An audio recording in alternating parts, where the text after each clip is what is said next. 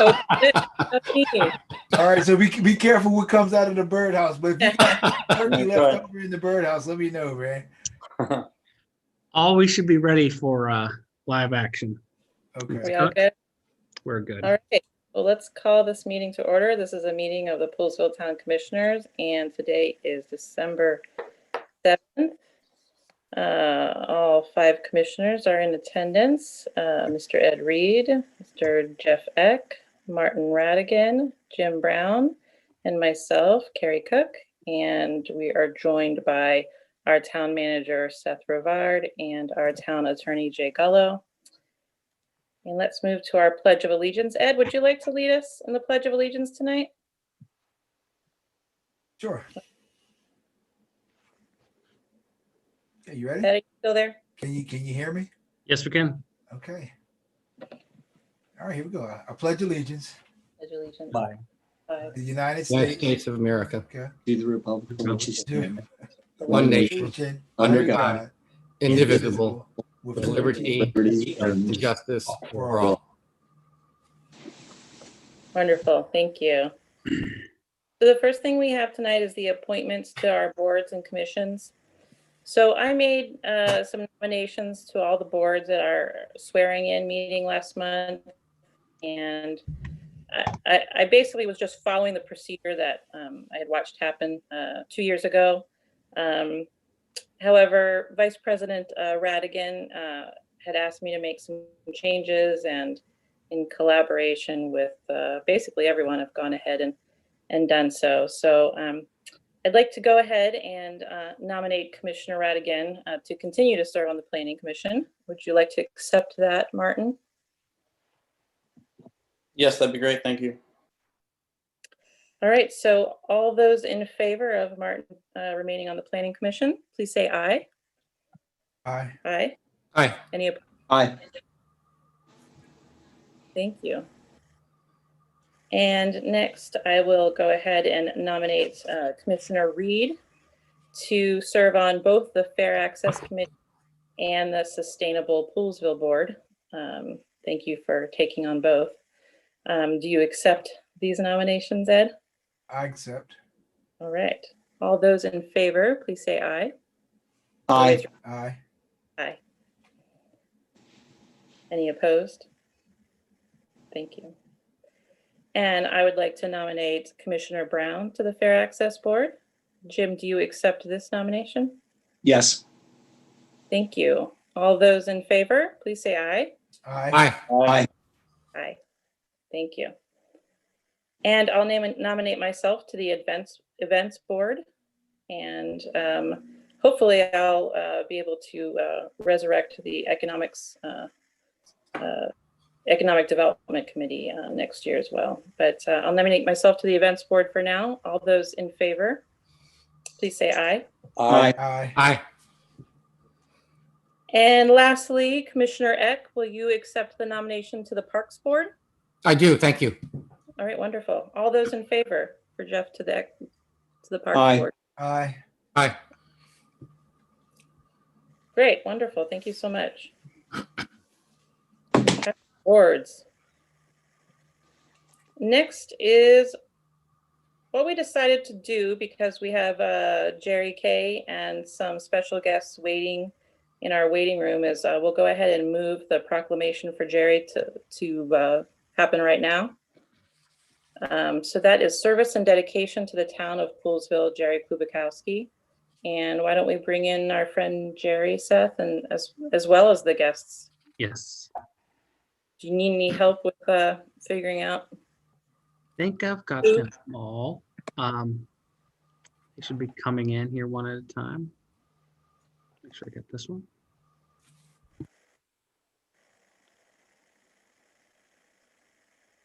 Let's see. There's somebody here. I don't know who the Rolls family is, and there's a Bob Esch in here, but I think The Rolls, Lynn Rolls was a PTA leader who's going to speak okay. Uh, And then honoring Jerry. I If you have Andrew Friedson on in there, we should probably let him go first. He's in here. and then I have a phone number. I guess I don't know who it is. Should I just admit them? Doesn't seem to be one of our speakers, I don't think, for later on. Why don't you let the folks in? Well, there's one I'm not sure about. Whoever's on the 703 number coming in. Oh, yeah, I don't know. Could let them in and then, Let's That's what I'm ask. doing. yeah, Who has a 703 number? Who's calling in? there's Andrew. Hi there. Hi. Well, we'll get started, and if anything, they're just in. All right, we can go ahead. Wow, lots of folks joining us. Thanks so much. Well, I'll just kick it off with the Town of Poolesville proclamation. Thanks to everyone for joining us this evening. Obviously, we're honoring Jerry Klubakowski and his many years of service to the town. I'll read the proclamation from the town commissioners. Jerry Klubakowski, in honor and celebration of 24 years of outstanding public service as a Town of Poolesville Commissioner. We thank you for your service on the Board of Parks, Rec, and Streets, Fair Access, and as the school liaison. Your dedication and faithful service to education has benefited the town and its residents by encouraging the youth to be engaged in civic activities. Your tireless advocacy for the needs of Poolesville's educational facilities has resulted in improvements to our schools. Your years of service to the town exemplifies the finest in a public official. Congratulations and best wishes for continued success and happiness proclaimed this 7th day of December 2020. Congratulations, Jerry. Thank you. Appreciate that. And Seth, did you want to present what we have there at Town Hall as well? Certainly, Jerry, we have a slew of things. We have the MML has provided you with also a statement as well to you with this citation honoring your service as well. We have the state of Maryland. We have the state of Maryland and their proclamation to you as well, honoring your service as well. Here is a plaque from the town, again, honoring your years of service. Hope And you we have lots did- of wall space, Jerry. Yeah. We did confirm that you're the longest serving commissioner that we know of. We have your illustrious picture that used to hang into Town Hall. It'll be yours, framed. Does any of that come with money or gift cards or something? Huh? No, A dozen donuts at, at Dunkin's? No, no? Oh, okay. Jerry, you were the fiscal conservative. You're the fiscal conservative on the board and you're asking for town money? And then a flag, of course. Thank you. honoring- I appreciate that, especially the flag. Absolutely. It looks great in there. So it will come with a plaque on the bottom of that. So those are the things that I have here.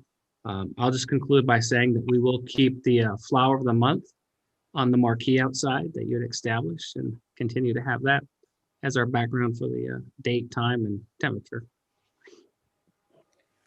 Also, So, Jerry, Yeah, go ahead, Martin. Martin, did you want to say something?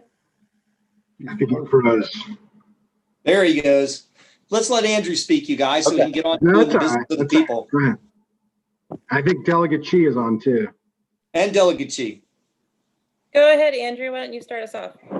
Sure. Well, it's great to be here with Delegate Chi and great to recognize a true institution in District 1 and in the town of Poolesville. Jerry, it has been really great working with you over the last 2 years, and I just wanted to extend my congratulations and appreciation for 24 years of service to the town of Poolesville, everything that you've done to raise up Poolesville High School, to raise up equitable educational standards for Western Montgomery County, all of the passion and interest and dedication that you've shown for the residents of Poolesville, for the town of Poolesville. Few people have your record of service and your passion and dedication to their town, and it will be remembered for years and years to come. There'll be lots of positive aspects of why Poolesville is such a great place to live. that will be thanks to your service. And no better embodiment of that will be a new Poolsville High School, something that you have been fighting for so many years, have been raising up for so many years. There's now an army of folks working on that, but nobody has worked longer and harder for Poolsville High School and for educational facilities in Poolsville and in Western Montgomery County than you. And it hasn't just been for Poolsville. I mean, the service that you have shown and the Hall of Fame record that you have for the Municipal League and all of the efforts that you've done for local government more broadly. It really just is a terrific record of service that follows your service to our country as well. And it is something that I am grateful for. I know our county, our community are grateful for. I know the town of Poolsville is grateful for. So I just wanted to wish you well, congratulate you on an illustrious career of public service, and thank you for everything that you've done for the county, everything that you've done for our broader community, everything that you've done for the town of Poolsville. So congratulations for that. I do have a certificate. It is being mailed to you, so you'll have a formal version of it. I wish I could have offered it to you in person. I won't go through the formality of reading it off to everybody, but it is on its way. I promise. And unfortunately, Jerry, I'm sorry, there's no check that's coming in the envelope. So I know you're going to ask that. Well, just build a new high school. You build a new high school, that'll be better than any check. And I emphasize the word dollars are coming with that certificate. capital N, capital E, capital W. Formality. Yeah, exactly. So, anyway, well, I appreciate it. Really, it really has been appreciated. I look forward to continuing to work with you. I know you will be as active as a citizen as you have been as a commissioner.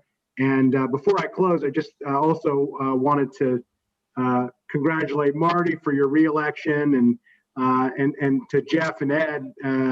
Congratulations to you two as well. Look forward to working with you all. We're losing, two terrific commissioners. We're gaining two more. We're keeping one, but it really has been a privilege and a pleasure to be able to work so closely with the town of Poolsville, with the commissioners, with the community. I think we've made tremendous progress, maybe more progress in the last 2 years than has been made in quite a long time. We got a lot more progress to go, and we'll continue to work together to do that, and look forward to working together with that. But certainly, Jerry, I don't know what shoe size you wear, but I know that you've got awfully big shoes to fill. And so Jeff and Ed, good luck in doing that, but you are following in the footsteps of a massive career in public service and service to our country. So thank you so much.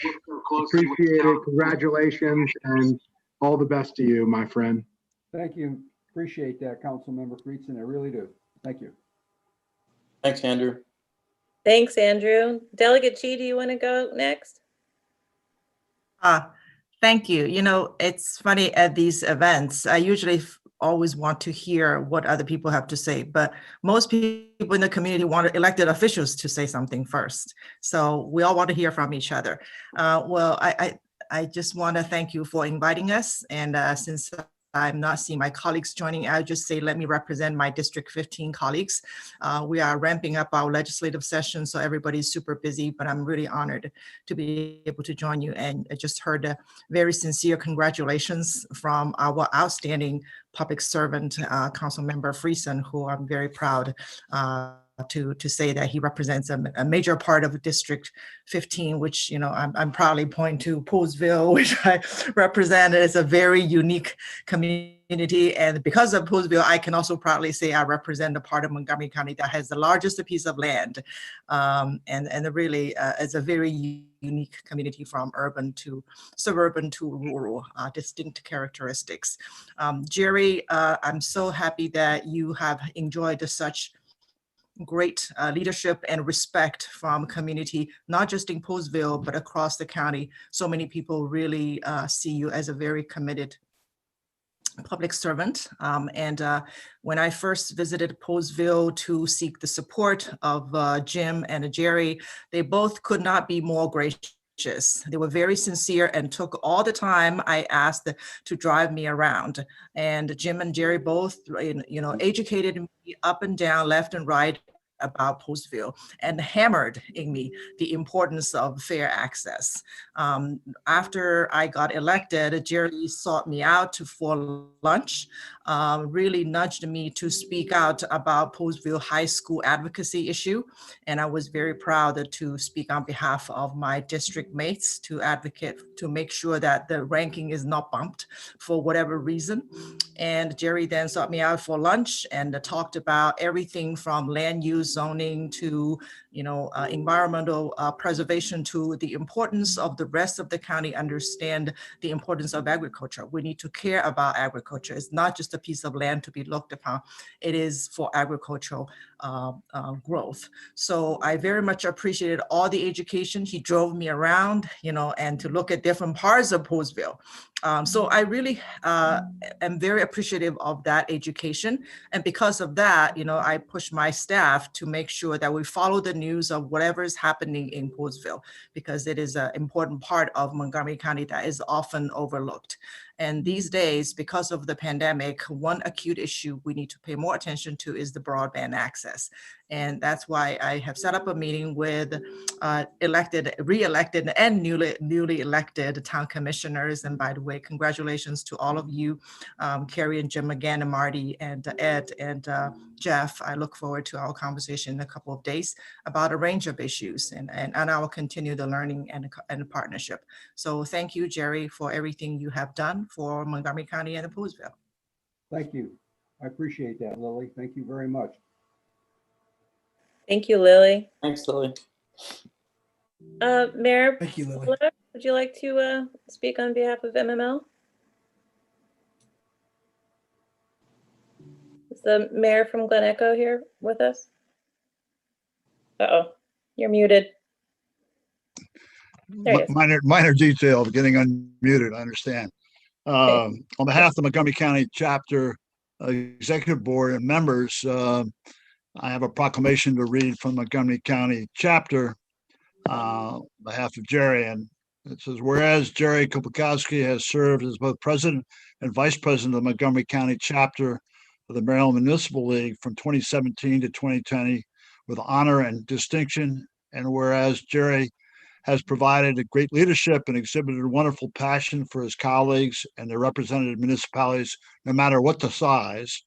And whereas under Jerry's leadership, the chapter has vigorously pursued resolution of municipal tax duplication with the Montgomery County Council and the county executive, and has achieved great success and progress toward an amicable solution. And whereas Jerry, known affectionately simply as Jerry, has led the Montgomery County Chapter of the Maryland Municipal League with empathy and compassion, the Montgomery Chapter hereby commends and thanks Jerry for his leadership and steady hand in forwarding the goals and ideals of this chapter, and wish him great future successes. As a Navy guy, may you have fair winds and falling seas in your next journey. Thank you for your service. Thank you, Willem. I really appreciate that. I really do. And I thank all the municipalities in the MML Montgomery County Chapter for their support over the past 4 years that I've been an officer. And, I hope that you guys keep charging on tax duplication and can resolve that issue and others as well with respect to the county government and the county council. And thank you very much. It's been a pleasure. I've enjoyed working with all of you, and you, Willem, and Lori Ann, and our esteemed treasurer, Julian Mansfield, and Shana Davis Cook, and Jana Coe, and Holly LaRish, and Tracy Furman, and everybody. It's really been a pleasure to do so. Thank you very much. Thank you, Jerry. We're lucky to have your leadership. Appreciate it. Zach, Thank back to you. And I see Jake Adler is with us from Kathy Matthews' office. I think that looks like the Simpsons living room, actually. Yeah, that too.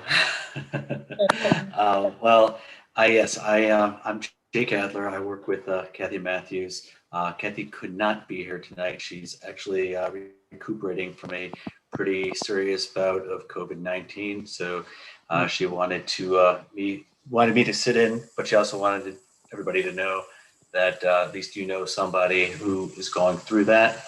But she wanted to. She actually had written something and wanted me to read it to you. So I'm going to read it. I'm reading it from my phone, so I apologize if I pause. She writes, Jerry K, in quotes. I heard that you're turning the page and getting ready for your next chapter, and I hope that you'll enjoy retirement. I believe we first met years ago when you were beginning to advocate for more school and recreation programs for Poolesville.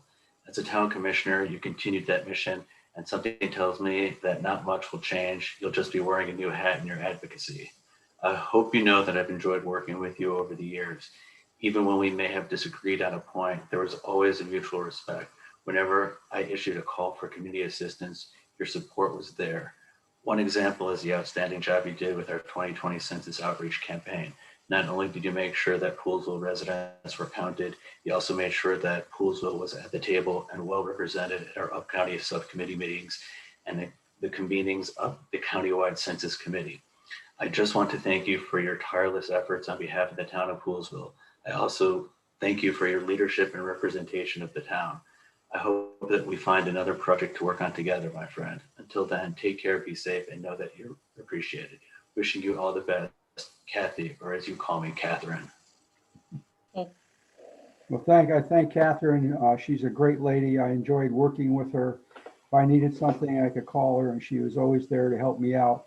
And I wish her a very speedy recovery from COVID-19 and hope to see her around the county. Thank you. I will let her know. Thank you. Thanks, Jake. Thanks, Jake, for joining us and her Thank you. staff. Please give her our best. Thank you, Jake. I also see Lynn Rolls is with us, a former PTA leader, and along with her family. Would you guys like to say a few words? Sure. Hello, everybody. My name is Lynn Rolls. This is my son, Ethan, and my husband, John. We're community members. I wanted to thank Jerry K from the bottom of my heart. Jerry's been incredible for our community. I can't say enough about Jerry. So we put together a little something that the three of us would like to share. Jerry K has been a Poolesville Town Commissioner and Educational Liaison Commissioner for 24 years. In this time, he has been an enthusiastic advocate for this town and the students of the Poolesville area cluster.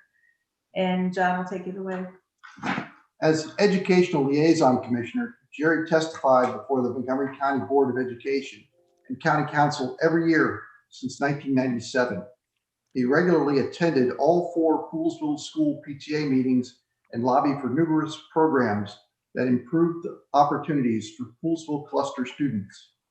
The establishment of PHS Whole School Magnet, the modernization of PHS, the establishment of JPMS, and the later addition of its full-size gymnasium, full funding of PHS Global Ecology Studies Program, capital improvements for all our cluster schools, new PHS athletic field facilities, expansion of the Poolesville cluster boundaries to help increase the student population at MES and JPMS, and restoration of teaching staff positions. Jerry worked with MCA, Councilmember Berliner, in the cluster to establish a rural schools policy to ensure our students are offered the same opportunities and courses that students in the more densely populated county clusters are offered. He also wrote the education portion of the town's 2006 master plan. Jerry endorsed the renaming of the Poolesville Library to the Maggie Nightingale Library. He recommended to the Town Commission and won their support for the renaming of the Western Montgomery County Outdoor Pool to the Sarah Auer Swim Facility. Jerry lobbied state legislators to support education and direct more gambling revenue toward education. Jerry put together a comprehensive water resource plan, which led to the establishment of the Wellhead Protection Plan. Jerry is on the Sustainable Poolesville Committee, through whose efforts the town received the Sustainable Maryland Award. While on the Parks, Recreation, and Street Board, Jerry surveyed all the town's parks. This helped the board to prioritize rehabilitation and upgrade the existing town parks to the Americans with Disability Act standards. He was also an avid supporter of the creation of Wayland Commons. Jerry has written and presented numerous town proclamations honoring teachers on their retirement and residence for their service to our community. Jerry's tireless work for our community goes well beyond the efforts listed here, and we are proud to say thank you, Jerry. We are lucky to have you in our community. We don't have a certificate to send you, Jerry, but I will buy you a dozen donuts. Only kidding with the donuts. I look like a donut. I don't need another donut.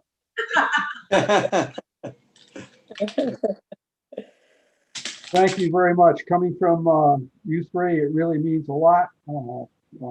In your support over the years for me at all the Board of Education public hearings on the capital improvement budget and county council. I always could count on you being there, being behind me and supporting me. And I really appreciated that the most from all the people who would always attend, especially in 2017 when we packed the house. It was something else. I thank you all. I thank all the citizens of Poolesville for doing that. Thank you. Thank you. Thank you, Jerry. Thanks, Rolls family. I also, I'm sorry, I see that Ryan Snow is with us from Governor Hogan's office.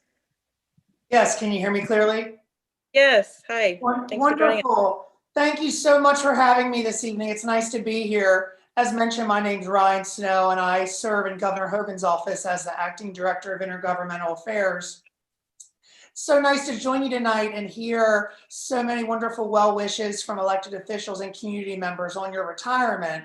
So with that, I just want to send our thank you for 24 wonderful years of dedication. I certainly can imagine the collaboration and commitment you provided to Poolesville and Montgomery County and beyond for our citizens.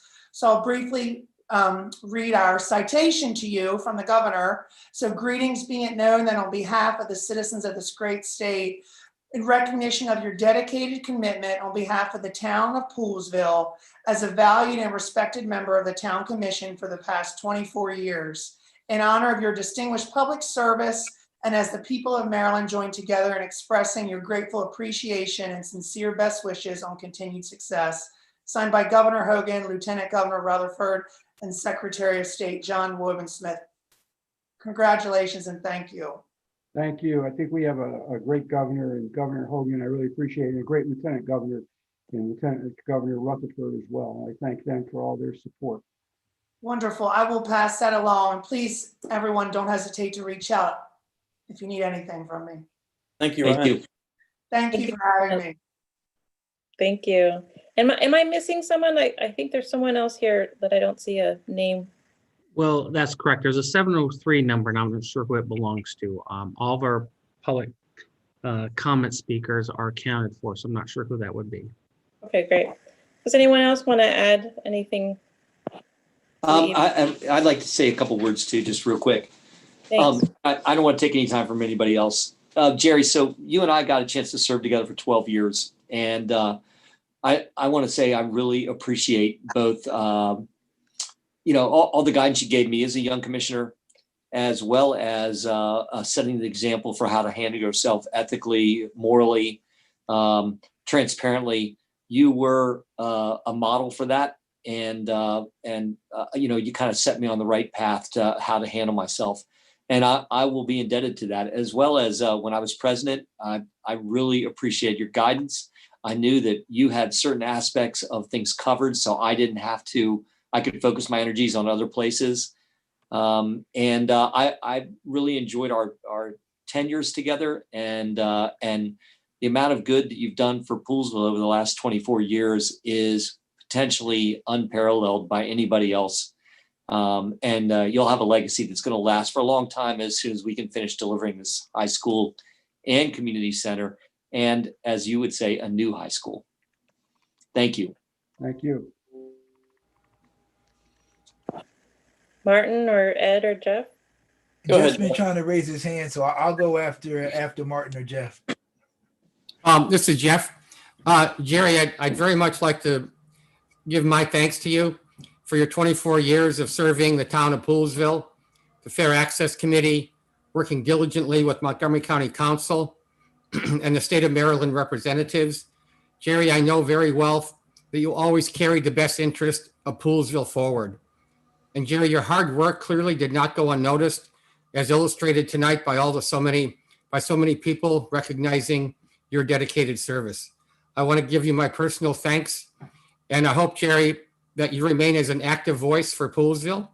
And I very much look forward to continuing our conversations as we meet up in various spots locally. Thank you very much, Jerry. Thank you. Thank you, Jeff. So, Jerry, I want to echo what everybody else said. Thank you very much for everything you've done. Thank you for taking me under your wing when I was new and sort of teaching me the ropes. And the one word that everyone keeps using to describe you is passion. And I think that really embodies who you are. And sometimes mostly that embodies the good, but occasionally your passion led you to get like fired up to the point of sometimes bursting out with, "Excuse me."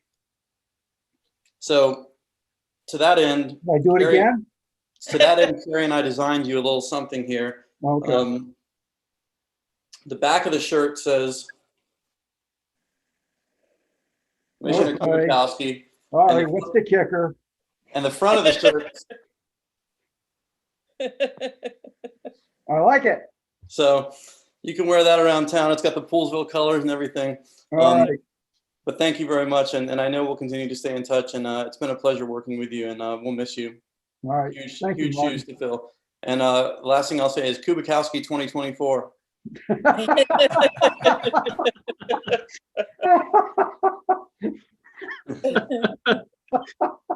I second that. Also, thank you for not questioning the election results and demanding a recount. Actually, I went through the trash the next day to make sure they were all. Right, don't call Rudy Giuliani, please. No, I don't think so. I don't think so. All right, Jerry. Yeah, absolutely. I'm going to jump in. Jerry, I just want to tell you that, I first met you and you were advocating for a new high school. And wherever I would see you, I would hear you advocate for a new high school. And I said, man, this guy's fired up and ready to go. He's going to say what needs to be said. And he's not worried about who hears what he has to say because it needs to be said. And so, Jerry, I've watched you from afar for a long time. And then the last, I would say 5 months, almost 6 months since you've been coming to community conversations faithfully, I get a chance to see Jerry every Saturday morning, 8:30. And Jerry, you're always a welcome contributor who shares insight, and he's not afraid to say what needs to be said. And so I truly value that. I look forward to sitting down and picking your brain from time to time. And I wish you all the best. And I know that although you might not be a commissioner at the moment, that your voice will be heard and you will say what needs to be said. So looking forward to you and congratulations. Thank you for all of your hard work and laying down foundations. Thank you, Ed. I appreciate that and look forward to talking to you every Saturday morning as much as I can possibly. All right, 8:30. See you Saturday. Yes, sir. And Jerry, for me, I just wanted to echo what everyone else is saying and also just tell you that the thing that I've always really appreciated about you is how present you are. When I first started on this board 2 years ago, I was eager to go to anything that I was invited to, any county or state event or anything here in the local area or at various organizations. And every time I would go, I'd think, oh, wow, maybe I'll probably be the only one from Poolesville there. And you are always there. It doesn't matter what the event is. Jerry is always there. And I just think that is quite an accomplishment. And I really always have appreciated that about you. So thank you so much for being such a great role model in that way. Yeah, thank you, Carrie. And I wish all the new commissioners and the existing ones, just one thing, take care of the town, be a strong advocate, be passionate. Remember, it's not your money, it's the taxpayers' money. and go off and do good. That's all I can say. And thank you all for your support over the many years that I've been a commissioner. I appreciate it. Thank Even you, Jerry. Martin, even Martin too. I don't know why, but Martin. Thank you, Jerry. Jerry. Hey, thanks, Jerry. Thank you. Thanks for including us and allowing us to be part of this, and congratulations again, Jerry. Thank you, Councilmember Thank Keaton. I appreciate it. I really do. And Jay, take care of these guys. Make sure they, follow the law. Okay. And we'll It's quite a handful, and you know that you won't be there to give them that. But Jerry, it's been great working with you, especially not just Poolsville, but for the 20-some years we worked together at MML in Annapolis. You were always there, and you've really made an impact. All right. Well, thank you. I hope it was a good impact. Of course. Well, thank you to everyone for joining us this evening and taking time out of what are probably crazy schedules on Zoom. So thank you for joining us this evening. Thank you. Okay. All right. Have a good evening, all.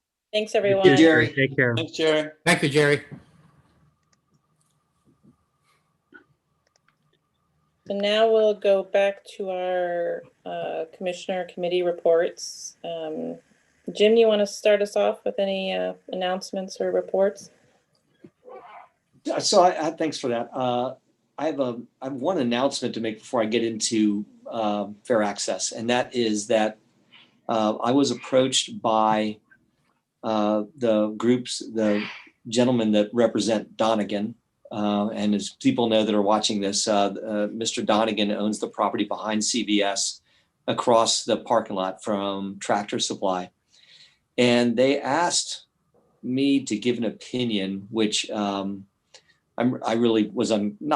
don't mind being asked, but I directed them to the protocol. And that would be is that they are interested in trying to hear what the town would have to say about potentially moving to that, having that commercial property, which they've exhausted, I would say all or most of the opportunities available out there to see what kind of commercial businesses they could bring to us, and potentially switch gears to creating some sort of senior living campus.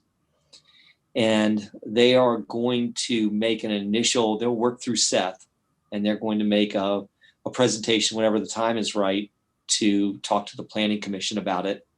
And it's just an idea at this point, but what it is, it's signifying that most likely there's not going to be a viable commercial aspect or application for that property anytime soon. So they do want to potentially explore something that will be beneficial to the town. So that's all there is to report on it right now. I won't be the liaison or the person that they speak to about it. They will go through Seth and through the town when the time comes to make some sort of presentation or even have a conversation about it. So I wanted to let people know that up front. And I also thanked them for the trying to figure out what the town wants and potentially work with us to get it. So we'll see what they do next. The ball's in their court. Thanks for that. That's it as far as, yep, that's it as far as announcement goes. In terms of fair access, all the commissioners will get the letters that we're in the process of drafting and sending out to the various politicians that we're always keeping in touch with. Most recently, council member was, again, stepped up to the plate for us like we've never had before in terms of our council members working with us. His Link and I had a meeting with Andrew. We talked very specifically about the progress on where the high school is right now, not just funding, but also design. And it was a great meeting, and I'll be able to share all the details with you. But the walk away was that one of the big bugaboos that we've seen about, and we've come a long way in terms of where we are with this, the school project. Obviously, everybody knows that, but the design is rapidly evolving, and the design is a fantastic one. I am not, and I can speak for the committee. obviously we're never going to be satisfied till we get an all new school in place, but what they've come up with is pretty dynamic. It's mostly a new school. But one of the big bugaboos we had was that there was not going to be a new gym. They were going to actually redo the existing gym, and we were going to lose the old gym. So we did take that to Andrew. We of course, we've taken this as Fair Access has taken it to the county and the people that are working on the design process and the people that are in charge of actually building it. We've already taken those concerns, but we went one level higher, brought it to Councilmember Friedson, and Councilmember Friedson's reached out to the appropriate people. And now we hear that it's back on the boards again, that they're revisiting it. And that looks like we're going to potentially have some changes that will involve bringing in or keeping at least 2 gyms, potentially making a new gym to go with our old gym, and that just the issue's still alive. So this is a big deal for us in this project. We've got a lot of we have a goods position right now in terms of where we are with what they're going to do and how new it's going to be and the various components of it. And I said I do want to thank Jerry again for all of his advocacy over the years and recently too. They've got the message. We want new. And we can't take new and then be shortchanged on other things in order to get new. So that's part of Fair Access, and we have it in progress. We've got some encouraging signs. I'll be sending you guys out. All the commissioners will get a copy of the letters and the correspondences that we've been sending to various people, to making sure that we're keeping our names in the mix and that we're keeping our advocacy at the highest level. So that's the update. Thank you, Jim. Any questions? Thanks for that, Jim. Yep. Thank you. Great, thank you. So for my own report, the Saturday farmers markets have ended. This was our inaugural year for farmers market on the Commons, and the town permitted the market to run through November. So they've now ended for the season. The community response was positive, and there's certainly some kinks to work out, but I think overall for its first year it went very well. And the plan moving forward will be for the market to happen to run April through November, Saturdays on the Commons. As you all are probably starting to see some advertisements for a drive-in movie theater that's happening in Poolesville.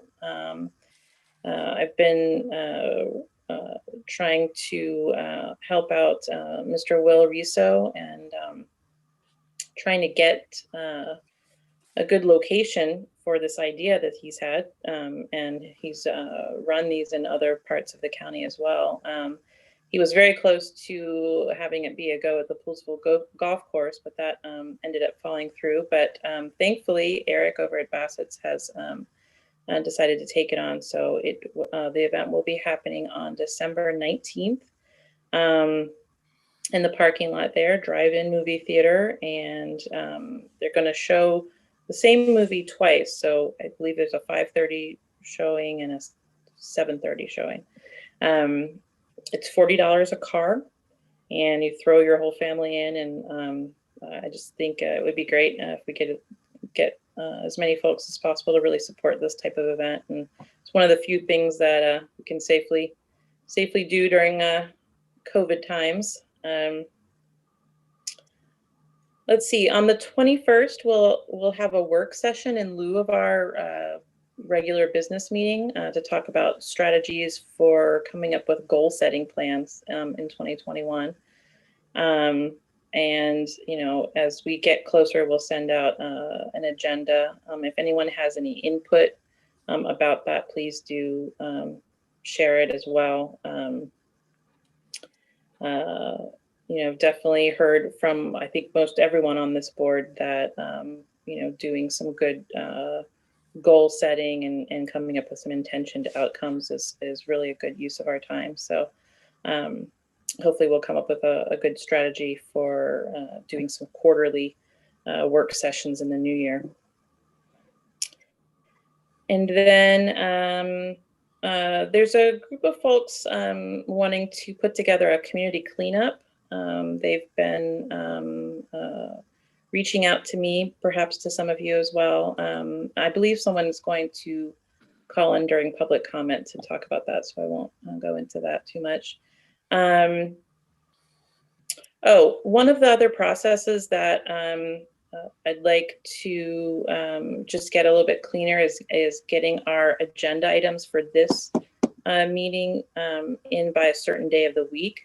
And I was thinking perhaps on Tuesdays, if everyone could get their agenda items in by Tuesday, so that then our town manager can put the full list together and we can take a look on Wednesday. And then I know Seth usually likes to spend Thursday kind of getting his entire packet ready for us. So I think it would just be nice to have a more streamlined process for that. I mean, of course, there's always going to be things that might come up last minute, and that's fine.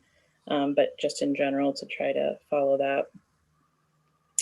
And then lastly, I just wanted to note that we had our first commissioner team building event last week at Top Golf, sponsored by our attorney. So thank you very much for that. And it was really great in terms of being able to still be outdoors and adhere to social distancing while also having a good time getting to know each other a little better and working on the very important process of building our team. So thanks to everybody for that.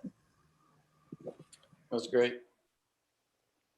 All right, that's all I have. And let's move on to Jeff. Yes, hi, thanks. And if I may, I'd first like to perhaps point out the flags were at half-staff today in the front of the town hall.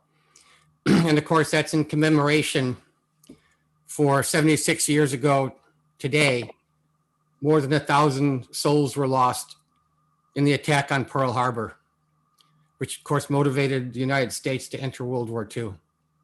If I may, I'd like to have just a moment of silence for those lost souls 76 years ago today.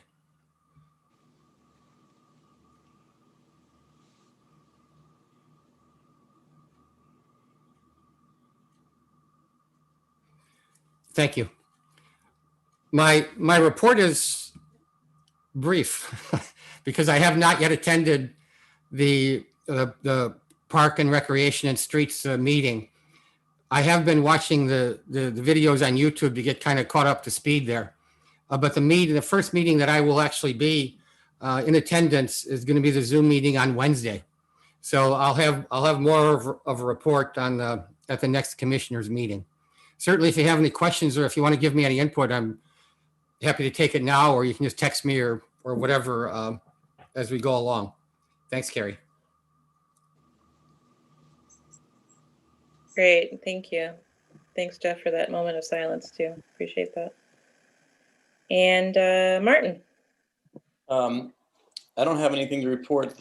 My next planning commission meeting is going to be, I believe it's a week from Wednesday.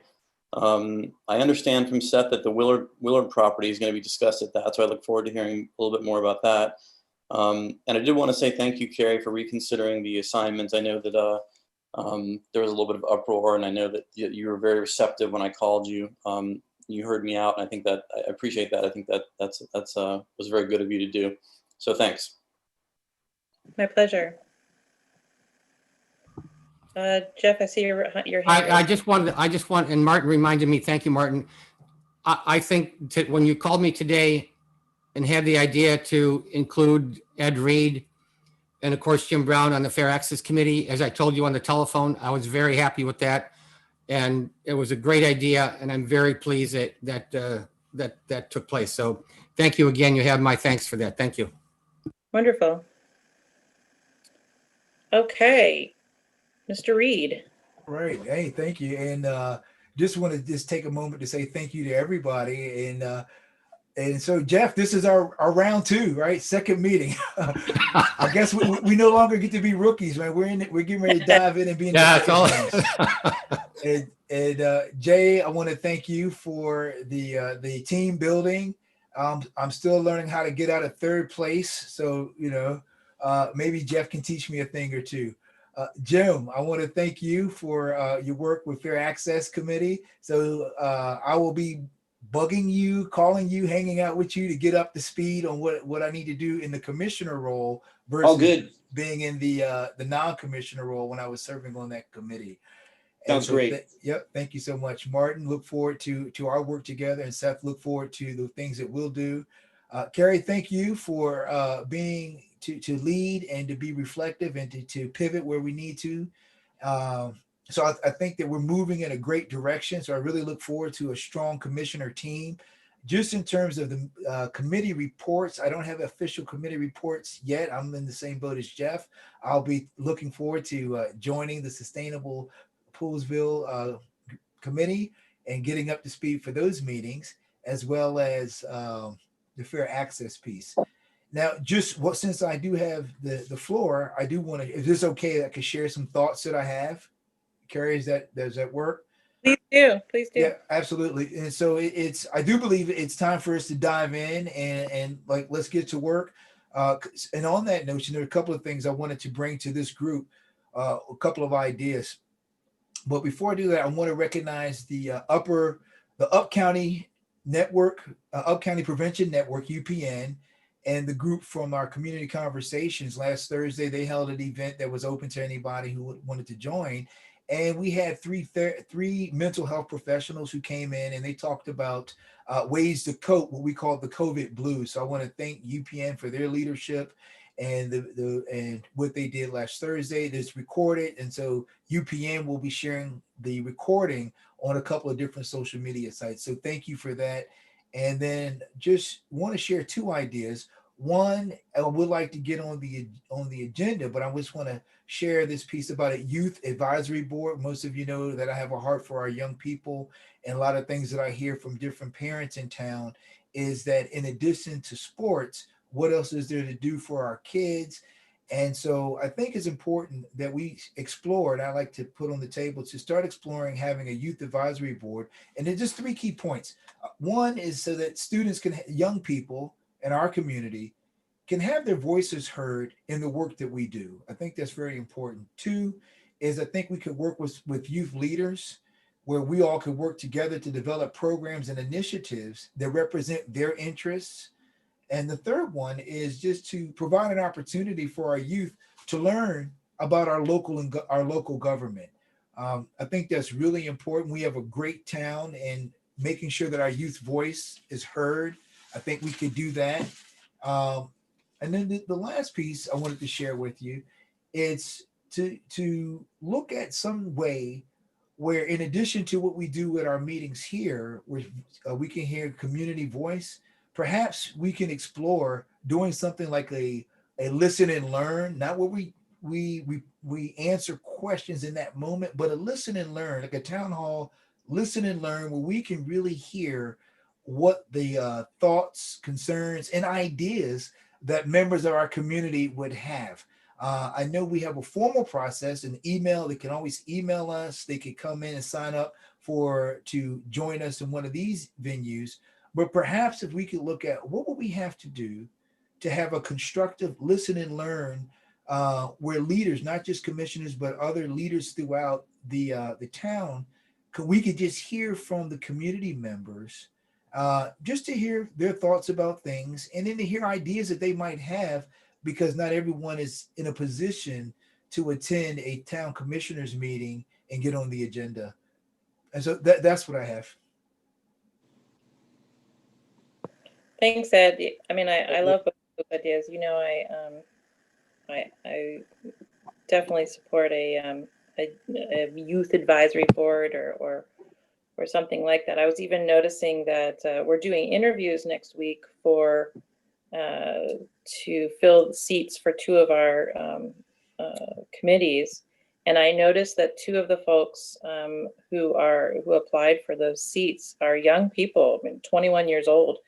So that's pretty neat. I mean, that really shows you that people are interested in getting involved in their town government. So, let's really reach out to the youth and let's hear what they have to say too. It's their town too.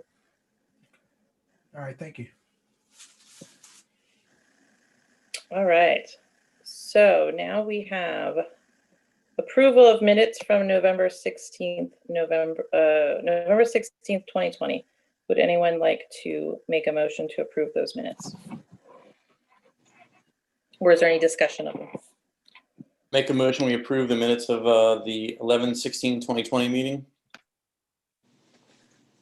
Thank you. Is there a second? Jeff, second. Thank you. We have a first and a second. All those in favor, say aye. Aye. Aye. Any opposed? Any abstentions? Abstain. Thank you. All right, now we're on to public comment. This is the section of our meeting where folks have the floor for up to 3 whole minutes, and they can make comments before the commissioners. Because this meeting is already going to be running longer than usual, we will hold everyone to the 3 minutes and then have them exit the meeting. And I understand we have 4 folks in the waiting room. That's correct. Okay. Do you want to go ahead and let the first person in? Yes.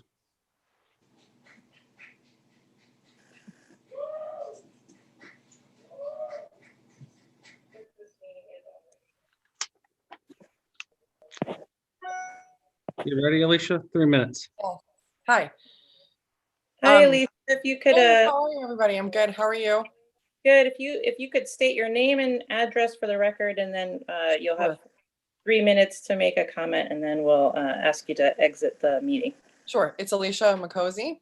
I'm currently at 4605 Chase Avenue in Bethesda. My business is on Edwards Ferry. It doesn't have an address, but I am moving to Boyd's. Very good. All right. Go ahead, and you have our ears now.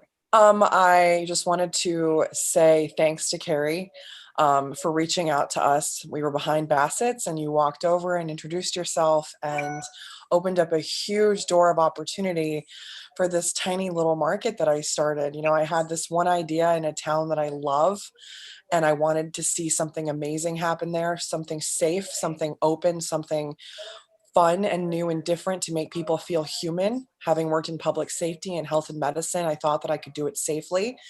And I think that it went out with a bang. I think we have a lot of really, really amazing things happening in the future. And I wanted to really say thank you to Carrie, because we couldn't have grown the way that we did without you and your support. It was really nice to have your daughters as vendors for a couple of weekends.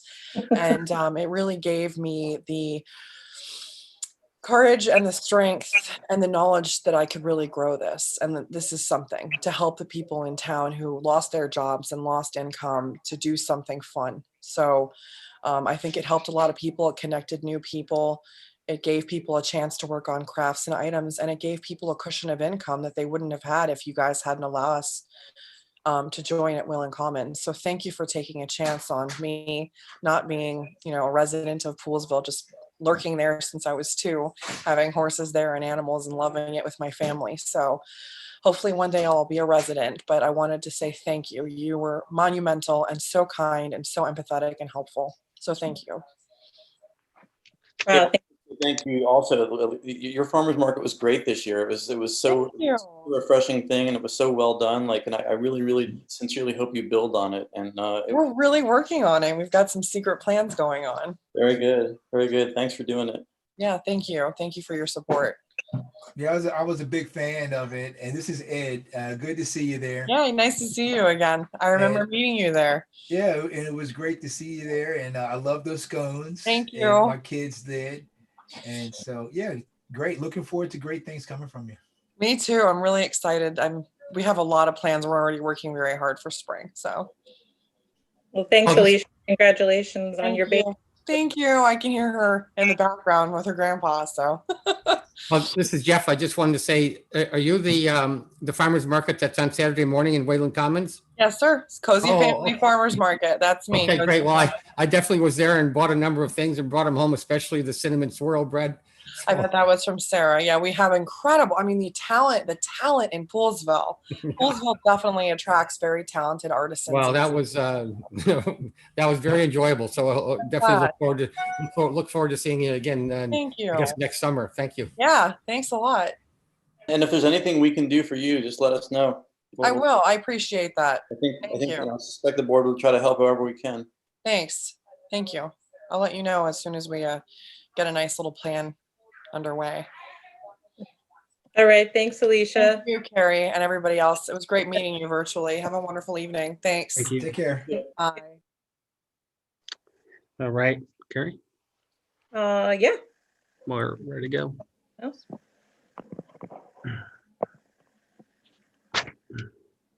I will. I appreciate that. I just got added. Oh, I think Yeah. you need. Dan, can you hear us? Yeah, I'm here. You're good to go, Dan. Thanks for So- joining us. And if you could state your name and address for the record, and you'll have 3 minutes to make your comment, and then we'll ask you to exit the meeting.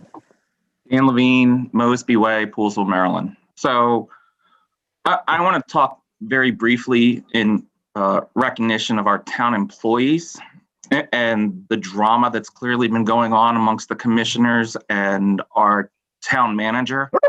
And based off of everything that I've read, everything I've seen, the people I have talked to, I'm really kind of concerned for our town staff. And obviously there's been closed door meetings, there's been other things. I guess what I'm really kind of concerned about is actually more of what has happened and how it happened. With Carrie, you going from all accounts to a private attorney outside of the town attorney, to going and talking to Seth before doing interviews with the town staff. You know, at the end of the day, the commissioners, I give you guys all a lot of credit for the fact that you want to volunteer to do this job, but at the same time, when you do the job and you're willing to put yourself out there to do the job, people are going to hold you accountable. And based off of everything I've read, everything I've seen, it sounds like it's a kangaroo court right now, and it's very disappointing. You know, it's the Monocle did in my opinion, a great job of writing a bunch of different articles in reference to everything that's happened.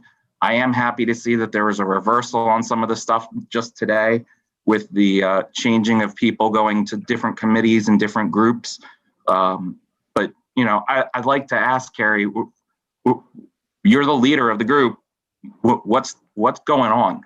Why should we have a town employee who's creating a hostile work environment based off of everything I've heard from the people I've talked to, and nothing's really happening to him, at least at this point?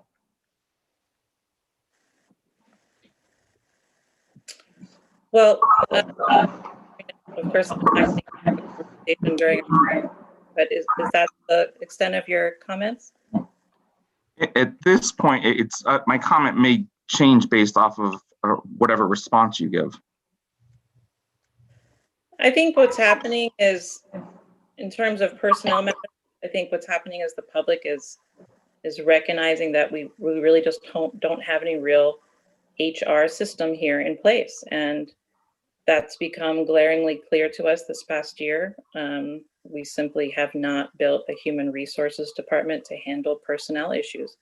So when we don't have when we do have an employee matter that happens, we have to turn to an outside HR attorney, and one that's chosen by the whole board. And of course, all of these proceedings should be confidential. And unfortunately, we also have no real employee rights to speak of either. It's disappointing. Why are personnel matters in closed sessions being leaked?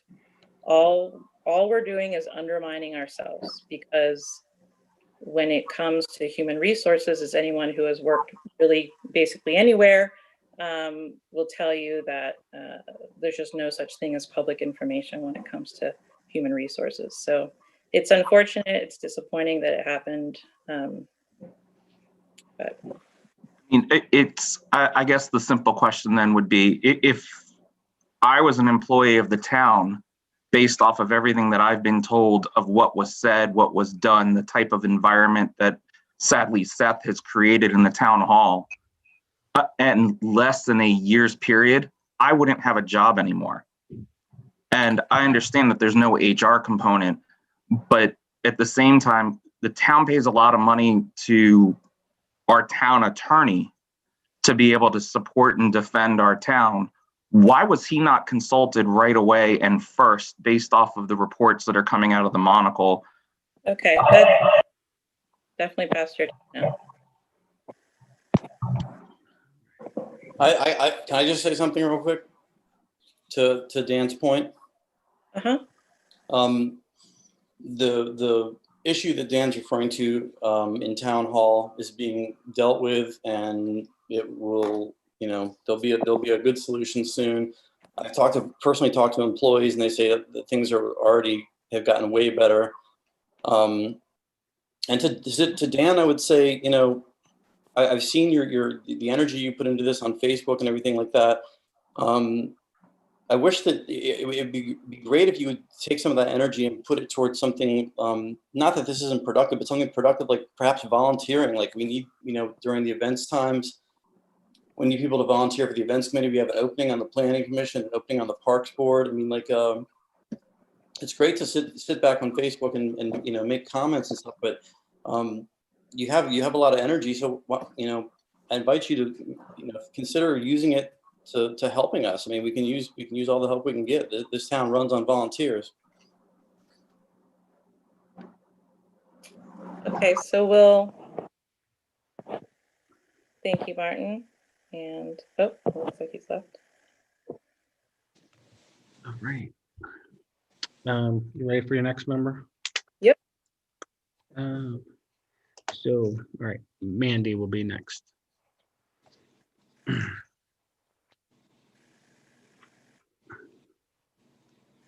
Hi, everybody. So, hi, Mandy. Can you state your name and your address for the record for us? Yep. And you have 3 minutes to make a comment, and then we'll. Mandy Slashberg, 20203 Buck Road. So I just want to thank everybody for your hard work and all that you do. And going off of the comment of volunteering, that's what I want to do. Volunteer, help our community. So with all the comments that I see in here, I want to help our community with what I can do since I'm a busy mom. And I know I mentioned a little while ago about the skate park and my concerns. So I contacted Carrie, and she introduced me to Tara Bond, who is our resource officer from Poolsville High School. And she got me a meeting with her, and I spoke with Tara regards to some of my concerns. And Tara gave me some great ideas regarding maybe doing a neighborhood watch, having some parents volunteering with the community, and maybe doing community cleanup with the skate park and the dog park area, getting kids involved and make it COVID safe. So we were just coming up with some ideas possible to just do some things in this area in the community with the kids that just are been causing some problems in town. So I just wanted to thank Carrie for all her support and everything. And we were thinking maybe sometime around December 16th, having a meeting of trying to do a community cleanup in that area.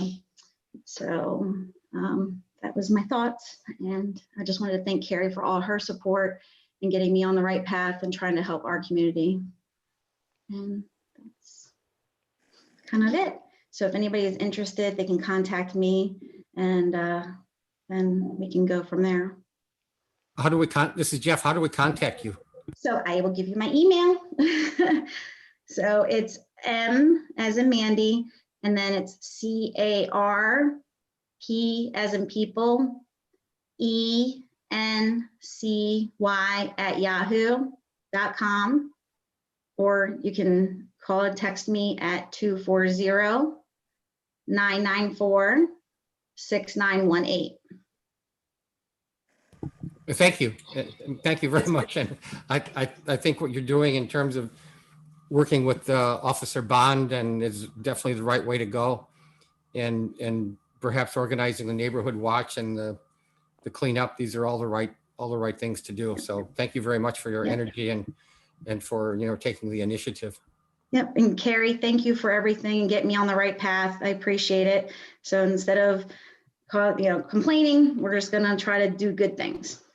Hey, Mandy. That's a great idea. And Jessica from Mexican Grill really wants to get involved in it too. So hopefully we'll get a group. Hey, Mandy, if we could keep it for just a second. Mandy, this is Ed. I love what you had to say. And I'll be in touch with you also. We could brainstorm some ideas. Yeah. And so, yeah. And I did watch your testimony at the skate park.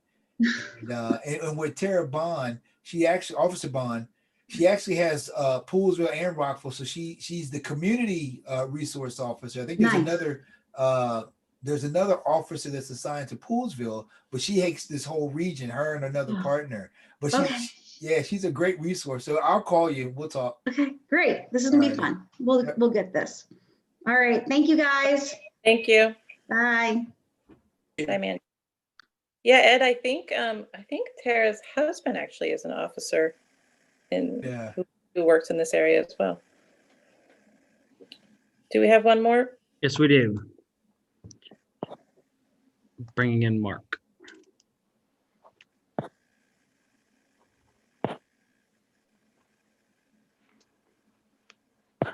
Yeah, Ed, I think Tara's husband actually is an officer.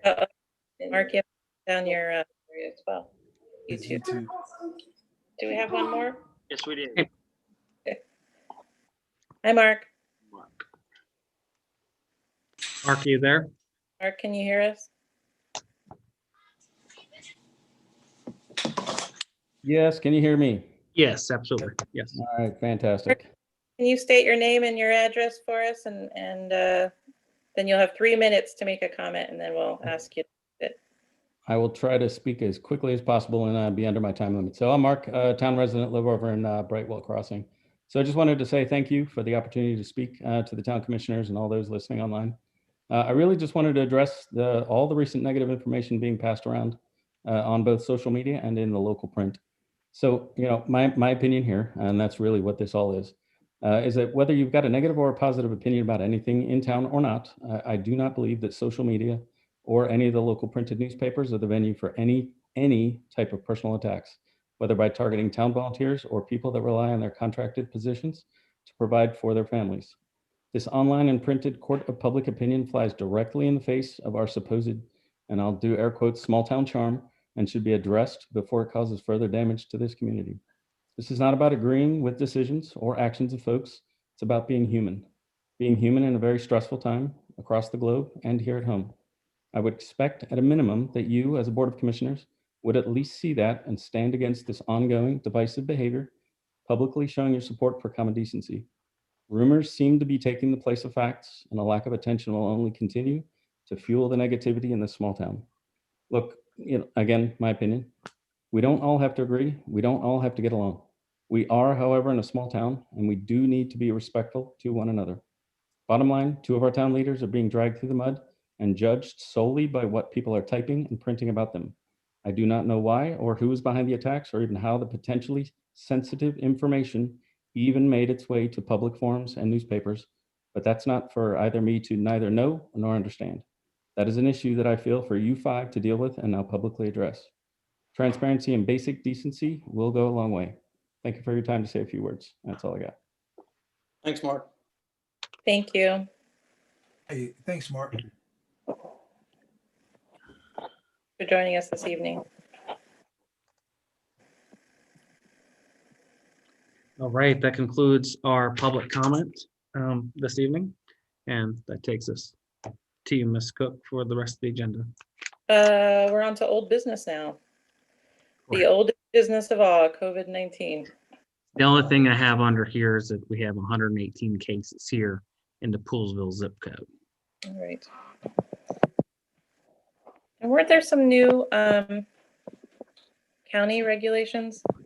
I mean, Well, there have been, it's about the number of people permitted in a setting and those sort of things. Some of them are some of the face mask requirements and other things.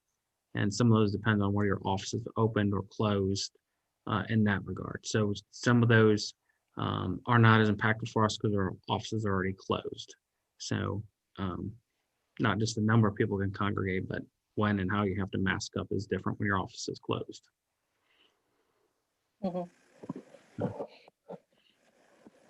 Does anybody have anything else to say pertaining to COVID-19 issues? Stay safe. Yeah. I think All Jeff right. has his hand up. Carrie, Oh, if you sorry. can see Jeff. Go ahead, Well, Jeff. I did put my hand up, but it wasn't about COVID-19. I'm not sure who to ask. I don't know if it's Jay or Carrie or all of us. We had two town citizens talk about, let's just call it negative information. And, they were asking reasonable questions, certainly. Are we going to get together and come up with an answer? I mean, it's obviously we're not going to share confidential personnel information, but I think these folks took the time to, come on the commissioner meeting, and I don't want them to feel ignored or like what they said doesn't count. I don't know who to ask about that, if there's the right way or the wrong way to provide answers. I'll jump in just to help us stay on the straight and narrow. We're planning on having a closed session tonight after the meeting for personnel business, and this seems related to that. Yes. So I know that we have other business, and so I don't know how long it will take, but that would be the appropriate forum to do it, because then you could talk freely among yourselves about that. And if we go too long on our other items, we could have another one and then decide how you all want to address it. You really do need to discuss among yourselves before you can deal with it collectively. Thanks, Jay. Okay, great. Thank you. So now we're on to new business and the Chiswell Road speed humps. Correct. This is a recommendation from the Parks and Rec Board. They're recommending that you put in a speed hump on Chiswell Road, clearly, obviously, to reduce the speed of the traffic in that location. That's the recommendation from the Parks and Rec Board. That advice was given with the town engineer, and the cost of that is approximately about $3,000. It seems like a reasonable installation and cost to provide public safety in that location. So Parks and Rec and staff also recommend this to you. So it'd be up to you to vote if you'd like to have this installed on Chiswell. Would anyone like to make a motion to that effect? Looks like Jeff would like to. Oh, yeah, sorry, I didn't take my microphone off the mute. Since I represent or will be representing the Board of Parks, Recreations and Street, and if this is a recommendation, and this is a recommendation from that committee to spend $3,000 for the speed hump on Chiswell, I make a motion that we do that. I'll second his motion. Great, we have a first and a second. All those in favor, say aye. Aye. Aye. Any opposed? Thank you. Motion carries. Okay, great. Thanks for everyone's work on that. Thanks to the residents who brought it to the Parks and Rec Board. Now we're on to the I&I. Yes, this is before you as a benefit assessment fee for inflow and infiltration. For those who've been around on this a little bit, essentially I&I is nothing more than stormwater and rainwater getting into our sewer system. And when it gets there, it mixes with the sewer water, so it has to be treated at the wastewater treatment plant, thereby tying up capacity that's actually at the plant for treatment of sewage. And this summer, we put together an allocation plan, which is done about every 3 years, and the town has done that for probably 15, 20 years.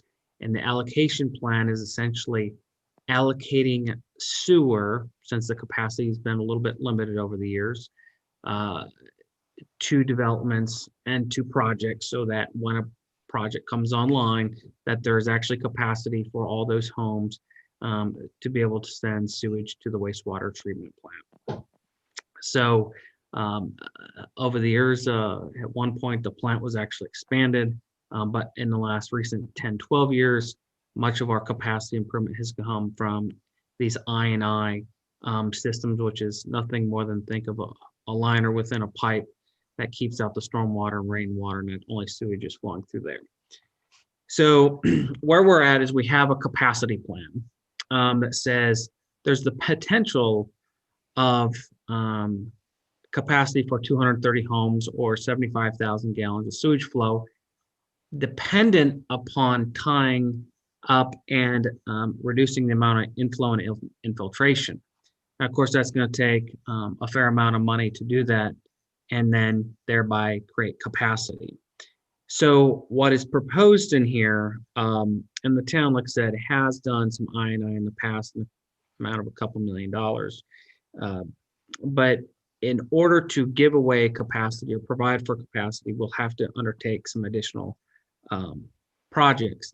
And the town currently is not pressed to solve or deal with these I&I issues, because the capacity going in is about an equilibrium to what our capacity really can be under state regulatory environment standards. So if we didn't do a whole lot more building, we'd be kind of okay for a little while. Again, it's infrastructure that we'd need to address in some locations, but we don't need to be expedited under it at this time unless we want to open up that capacity, which is probably a good policy decision for the town. So what this boils down to is there's about $1.8 million worth of projects identified for inflow and infiltration. And as I noted, there's about 230 units that could come into the system if this were tightened up and there was less water infiltration. So if you do about 1.8 million divided by 230 units, you're talking about $7,800 per dwelling equivalency to fix all these problems. It's not probably totally fair to pass all this on to the development community, some town responsibility, but this is being created for the benefit of the development community to have capacity. And this would be the way that we could get that achieved.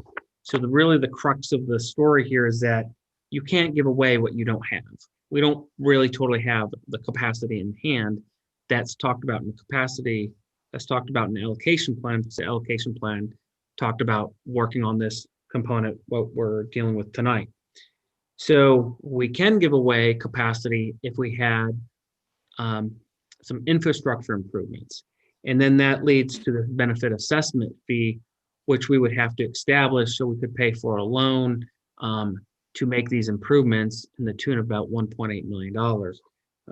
Interest rates are favorable at this time, as you're all aware, so it may be something that we consider doing. And we have a couple projects in the pipeline, which I will talk about under my town manager's report. So tonight is not necessarily to set what that should look like. It's basically to tee this issue up and discuss the fact that some sort of fee to allow for capacity at the treatment plant is necessary. And the best way to do this is create this benefit assessment fee, whether it's $4,000 or $5,000 per unit. It would allow us to be able to allow these projects to move forward and provide them capacity. And this, to be clear, this fee would be in addition to the current impact fee structure that you have today. Hey, Seth, question for you. Why wouldn't we roll this into our impact fee? We could do that as well and add it into the impact fee and increase it.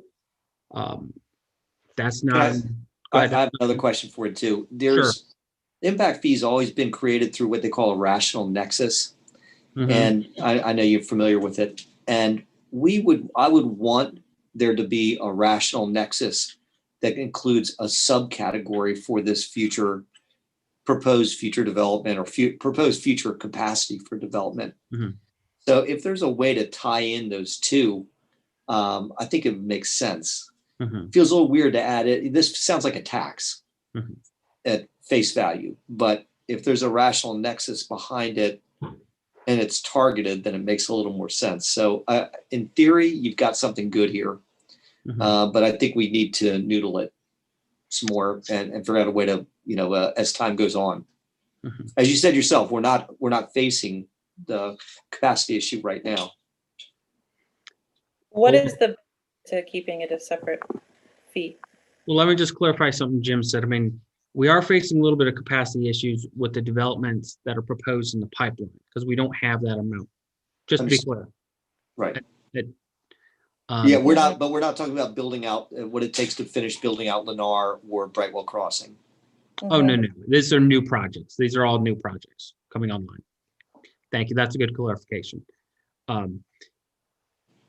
Carrie, to your point, what's the benefit of having two? My initial thought was that if you're paying the fee, it's going into a particular account for a particular purpose, and you're going directly to that. It's going to happen even under Jim's scenario, but it's just a way that, to me, when you pay a fee for a specific item, as the payer that it's going for that particular project or that particular item, and it's pretty clear. And in this case, it's being used strictly to create capacity in this circumstance for those new homes, whereas an impact fee, as its name implies, for the new developments have a certain impact. And as Jim talked about a rational nexus, there has to be a link between why you're charging the fee and the impact of the new residents. In this case, it's very similar, but the critical element is that the development community needs capacity. This is a way to kickstart that and get that going through this project and that alone. And then also the other sort of separation is, you don't kind of start going back and forth between the impact fee and, what's that structure and how's that work, and kind of getting back into that process and opening up that may or may not be beneficial, right? You just kind of keep one package clean and then create another. But I'm flexible as long as the mechanism comes out. That's the important thing, is how we get to the outcome. That's really what we're looking at anyway. If I can add in here, just to kind of go back to Jim's issue, I don't know that when you're said and done, when you enact this, it will be separate. It might be line items separate, but the impact fee that we charge right now was calculated on a bunch of things to create capacity that we have, and the people that are paying it is that. It's kind of like a country club membership. The new people need to pay for the old stuff too, but to create additional or even more capacity, it's almost like there's more money needs to be spent. So it's almost like redoing the entire impact fee, benefit assessment fee structure, but keeping what the calculations were for part one to date, and then moving ahead. And I think when you see, we're going to need some type of meeting to show the numbers, you'll see that there is new projects related to the new impact fee, but those new people still benefited from the old projects that we're still paying off. So there's an element to that as well. Got it. Seth, I have a question. Yes. I think it's the last page on your report, and there's a bullet point near the top, and it says there is more demand than there is allocation. And I'm just maybe wondering, as maybe the new guy, but if the wastewater treatment plant is already at capacity, or maybe there's 75,000 gallons of additional capacity which isn't being used, which to me seems kind of a small margin. I mean, I'm not quite sure, right? So it says there's more demand than there is allocation. Where can you maybe just Sure. help me understand where the demand is coming from? Absolutely. So what I did and did not attach in here, and I can send out to you separately, is I created an Excel chart of all the potential developable lots in the town of Poolesville that could develop. So since the town is more or less mainly built out, except for a few key large tracts, I decided to put those in. I put some other properties that are on Fisher Street that are vacant, or some that are on Wooten that are vacant that could be sort of commercial use, mixed use projects.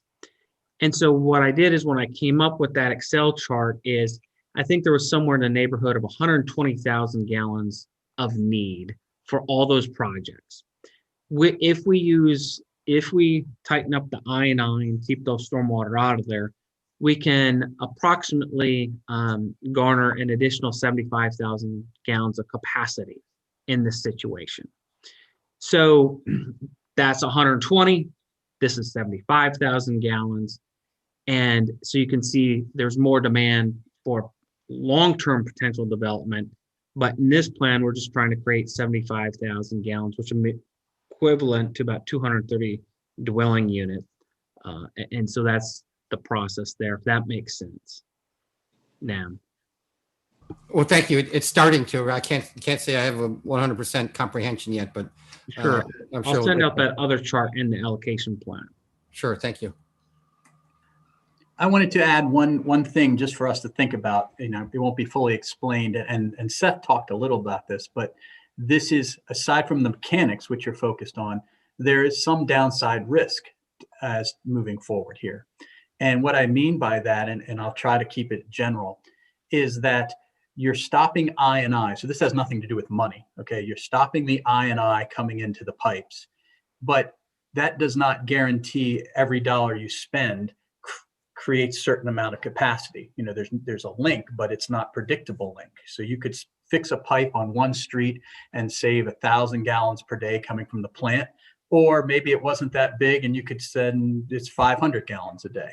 But the capacity that you're creating by doing that is what you're selling to a developer. And you don't know how well it works until the rain events happen and you tally it up at the end of the year. So you could be short. Okay, saying another way, you could say, I'm spending this money the developer's giving me to create 75,000 gallons of capacity, but you might not be able to create 75,000. And in which case, if you have made these arrangements, taken the money from the developer, the town would then be responsible to go ahead and try to create this capacity with its own funds, if you follow me, because you have created a reliance for the building. Does that make sense to some extent? And we need to get into the details, but it is not just simply if you built for example, when you built your sewer treatment plant, you said it's going to cost $5 million and it'll treat 100,000 gallons of water. And the scientists do that, the engineers do that, and it's a done deal. This is a little more up in the air because you don't know where the pipes are that are broken. And so you're trying to get your best bang for your buck. Mm-hmm. And you'll never stop I&I. That's the thing here, is that it always happens. It always goes on. So it's an ongoing thing. And your capacity is now going to be linked to you making sure you stop it all the time. So it's an infrastructure financial downside as well. That helps. It does, Jake. Seth, will we have input from Mr. Strong on this topic? Yes, absolutely. And how we've identified the $1.8 million worth of projects is we have known locations where we have infiltration into the system. And so I have a letter from him identifying those. So as we jump into this, we can provide more information on that. And just for edification purposes, one thing Jay noted was you always have infiltration.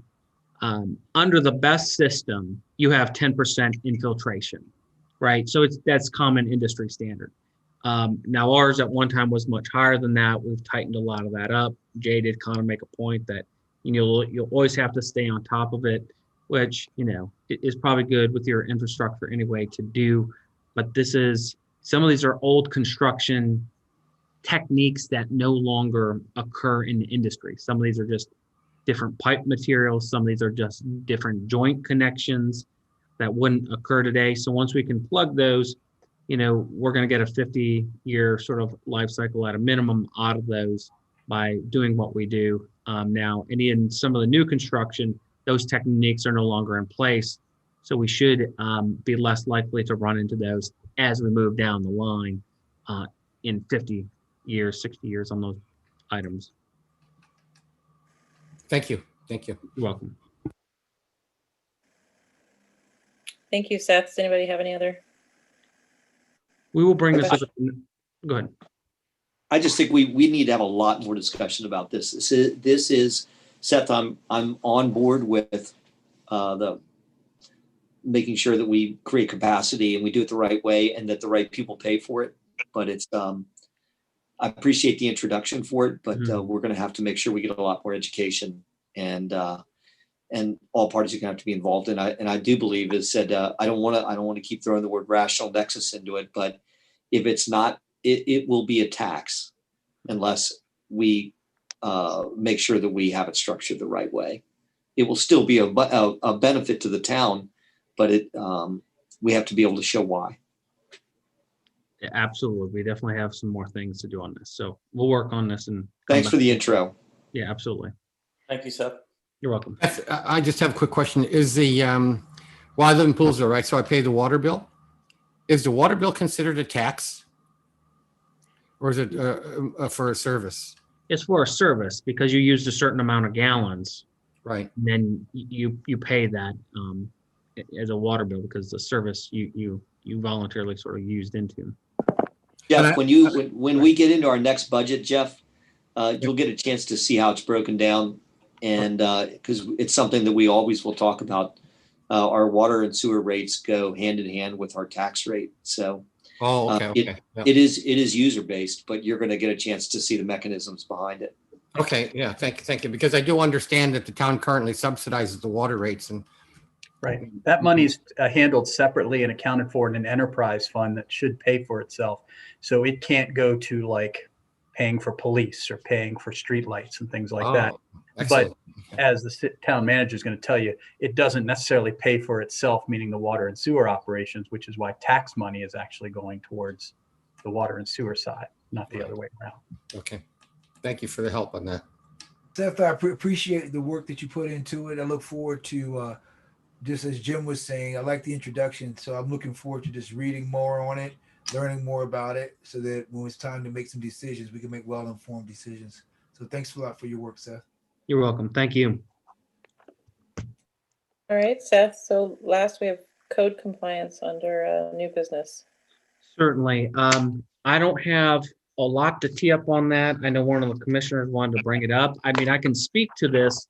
I'm just not sure which direction we want to take with this topic in terms of discussion. Who brought it up? Martin, do you want to speak to it at all? Or Seth, this goes back to the email that you sent about, I think I'm paraphrasing what you said here. Jump in if I'm missing the mark on it. But we need to have some kind of a consistency with our code enforcement. Like, it can't be scattershot. It's got to be consistent, and that's something that I thought you wanted. I got the impression you wanted to talk about. Yeah, I just want to make sure we're on the same page. So let me jump in here and give sort of some detail to this. So code compliance is what I call it. Some people call it code enforcement.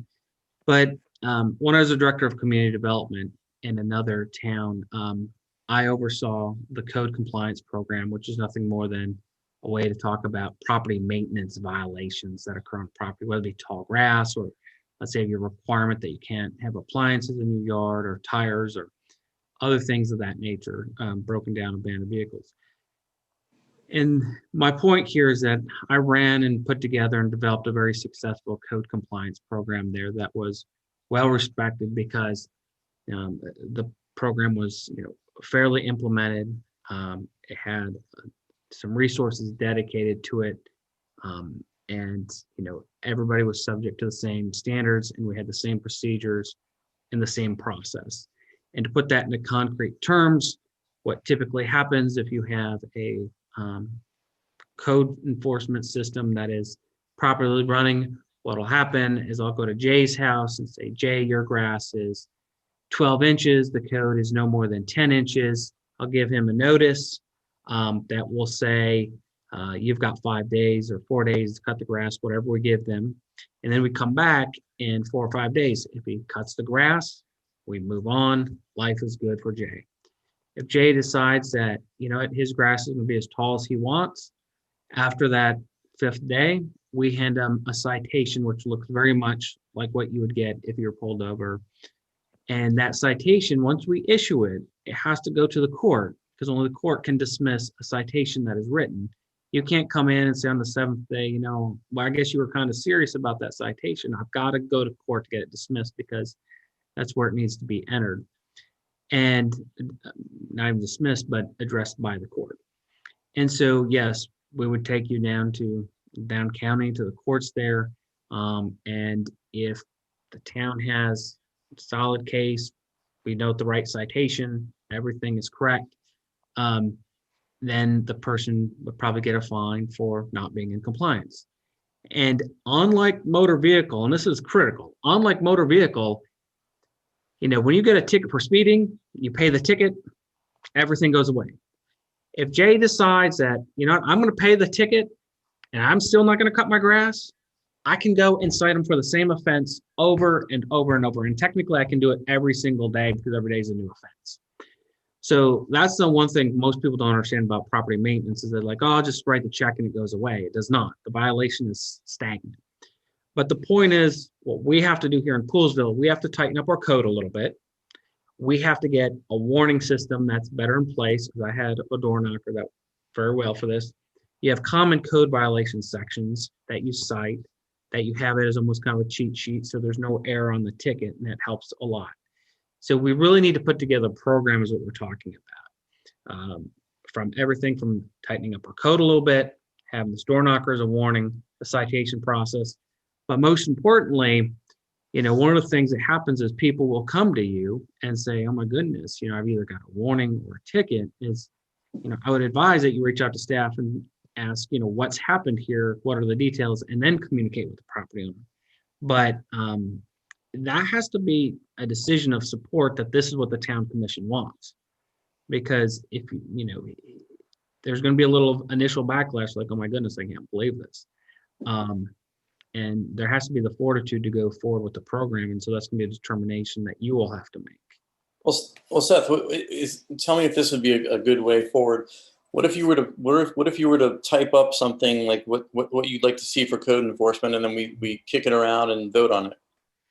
I mean, that's totally fine. Maybe make a few changes if we need to or whatever.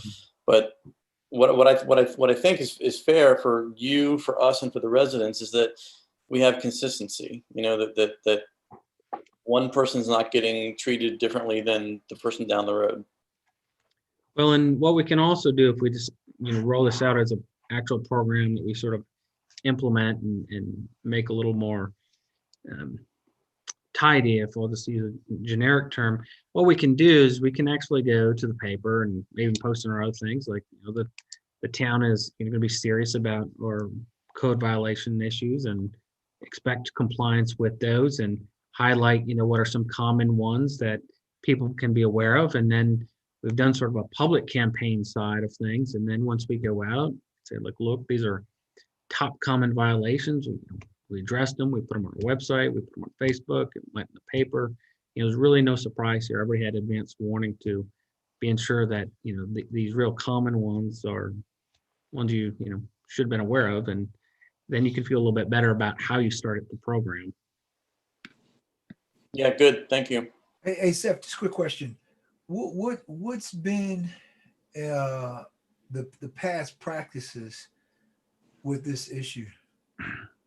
Well, I mean, I may have Jim jump in a little bit, but I know there's been times that we've been a little bit on top of this, and we've used folks in Public Works in the past, and that worked for a little while, and now we have a former officer doing it.